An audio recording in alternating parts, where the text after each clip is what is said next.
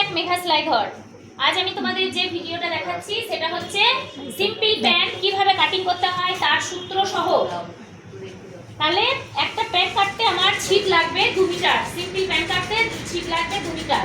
2 metre ছিটকে আমি 4 ভাগে ভাগ করেছি, 1 ভাগ 4 ভাগ। তারপরে বন্ধ দিক আমার দিকে রেখেছি, খোলা দিক বা অন্য উল্টো দিকে রেখেছি। এরপর আমাকে যে মাপ নিতে হবে সেটা হচ্ছে মেজারমেন্ট। প্রথমেই আমাকে যে মাপটা নিতে হবে সেটা হচ্ছে ঝুলের মাপ। এবার যে প্যান্ট আমাদের সাধারণত দুটো পার্টে হয়, একটা হয় কোমরপট্টি আর একটা হয় পা।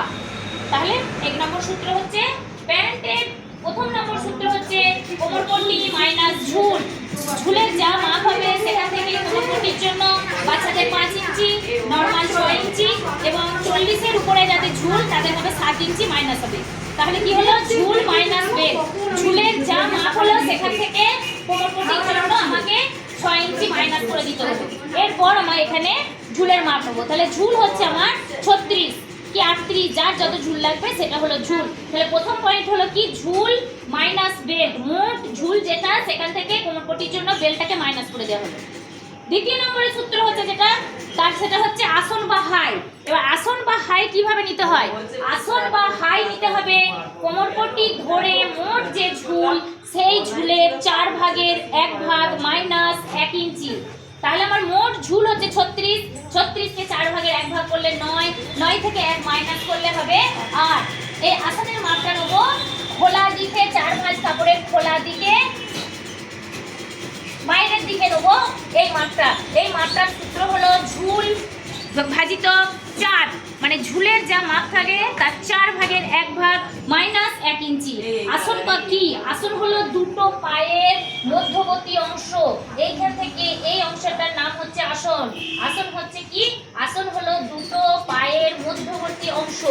এর মাপ হবে কত? এর মাপ হবে ঝুল যা মোট ঝুল যা তার 4 ভাগের 1 ভাগ। এরপরে যে মেজারমেন্টটা নিতে হবে সেই মেজারমেন্টটা হচ্ছে মুহুরির মাপ। তাহলে মুহুরিটা কি? মুহুরি হলো পায়ের গোল অংশ, সেটাকে আমাকে মেপে নিতে হবে। গোলে পায়ের গোলে মাপতে হবে, মেপে যা মাপ হবে তার অর্ধেক। তাহলে এইটার মাপ হচ্ছে আমার 12, 12-র অর্ধেক হচ্ছে 6। সেলাইয়ের জন্য আমাকে 1 ইঞ্চি বেশি নিতে হবে। এরপর যেটা করতে হবে আসনের সঙ্গে মুহুরিকে যোগ করে দিতে হবে।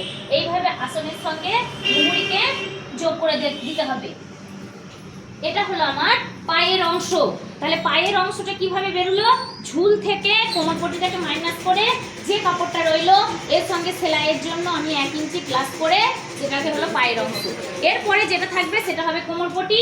কোমরপট্টির মাপ নেওয়ার সূত্র হচ্ছে কোমরের যা মাপ হবে তার সঙ্গে লম্বায় 8 বা 10 ইঞ্চি বেশি এবং চওড়ায় যেটা কোমরপট্টি বানাবো সেই কোমরপট্টির সঙ্গে 2 ইঞ্চি বেশি। তাহলে কোমরের সূত্র কি? লম্বায় যা মাপ হবে তার সঙ্গে 8 ইঞ্চি বেশি এবং চওড়ায় যা মাপ হবে তার সঙ্গে 2 ইঞ্চি বেশি। এইটা হলো একটা সিম্পল সালোয়ারের মেজারমেন্ট। এই ভিডিওটা তোমরা প্রত্যেককে ফলো করবে, ভিডিওটা স্কিপ না করে সম্পূর্ণটা দেখার চেষ্টা করবে, তাহলে তোমরা সিম্পল প্যান্ট কাটিং অবশ্যই শিখে যাবে। আমার চ্যানেলটিকে যদি তোমাদের ভালো লাগে অবশ্যই সাবস্ক্রাইব করবে এবং বন্ধুদের মধ্যে বেশি বেশি শেয়ার করবে।